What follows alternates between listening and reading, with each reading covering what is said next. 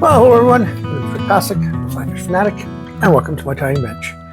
Today we are going to tie a little, move that a bit, a little Mayfly, a merger, dryfly, whatever, kinda. So it's a more of an imitation than it is more like a searching pattern. So great little dry. I've done well with this one all the way. This is a size 10. I go all the way to a size 18 on this one. So that's an Ahrex FW 524. Super dry.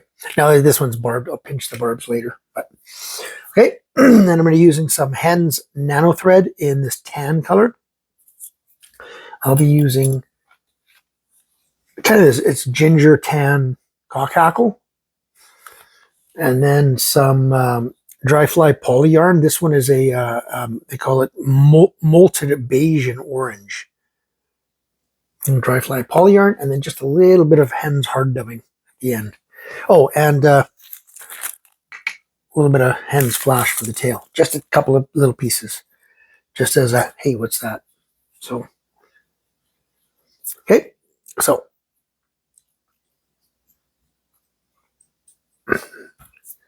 Because it's a dry, I try to keep as few wraps as possible, right? Typical, right?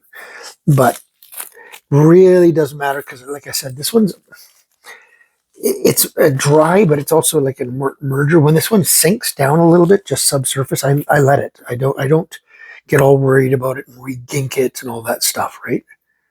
This is one that I like having kind of just in that surface film. I've done well with this one on rivers and lakes, but I would say it's probably slightly more adaptable to the lakes. So just going to counterclockwise spin a bit just so the thread comes into my fingers instead of away. Go back a little bit around that corner, not much. Cut off this waist at the front here. Cut my tail, and I want my tail fairly long there. Okay, and then I come back forward again, and this is just more than anything just to keep a consistent body. Tie in my dryfly PolyYarn, and this, because it is a PolyYarn, this will help it float. If you want to make it float even higher and longer, use some catbuck dubbing instead. And I'll come to about there. And then as tight as I can, I wrap this body forward to about there.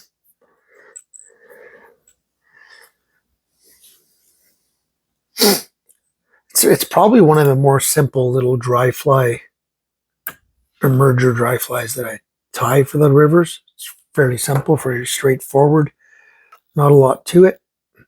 So I'll take a feather here.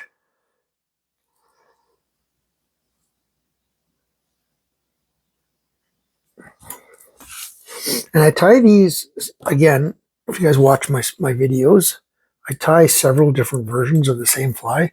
So this is going to be one with slightly longer hackle. And I also tie the same one with a slightly shorter hackle. And I can show you that one in a minute here. So I'm going down pretty tight, and then I'm going to bend that, if I can get in there, and get that stem. Come on. Get that stem, bend it back. I like bending the stems back if I can and going over top. If this one's going to be a little bugger, I'm not going to fight it much longer. And going over top of that stem just helps secure that in. So now what I'll do is I'll go back, and then I'm going to take a little bit of this number 1 tan colored hard dubbing from Hends. And it's a mixture of several different types of dubbing. I'm just going to put that right in there. Nice and buggy. Then I'll take this and hackle through there. I'll start at the back and I'll come forward 3-4 times.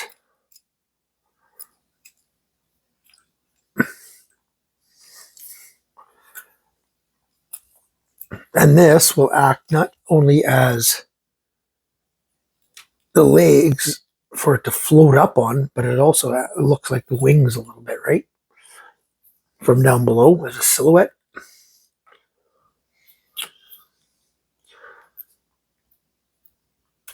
So you guys, you know, I don't tie a lot of dry flies. It's just, I fish so many lakes and concentrate more on the subsurface because that's where most of the feeding is done. But there are times when you absolutely just have to have dry flies, even on the lakes.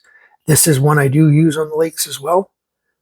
But like I said, this definitely one that I've done much better on little systems like the Skagit and things, just small little systems.